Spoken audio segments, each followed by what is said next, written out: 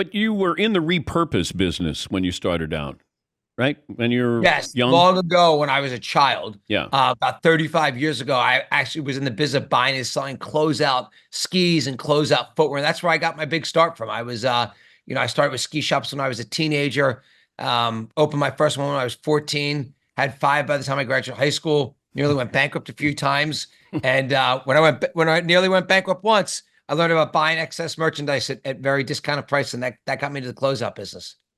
But does going through the bankruptcy, like, how does that impact you? Like, you never want to go through that, but What do it. you mean it was a blast? I had, when I was 16 years old, I tell this story all the time. This is not an exaggeration or embellishment in any way.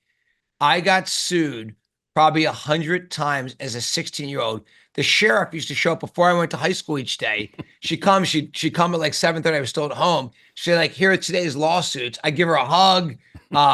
She'd say hi, and she'd give me the day's lawsuits. But you know what it teaches you? It teaches you that each failure needs to turn into your next success. And so for me, having almost gone bankrupt and then figuring out how to settle my debts because I wasn't even old enough to incur debt, that taught me about how do I turn that into my next success.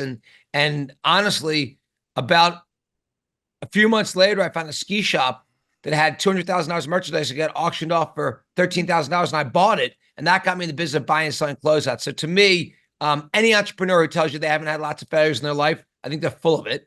And you got to take those failures and learn from them and have them make you a better person. Just, learn from all your mistakes. Is what I do every day. I make lots of mistakes.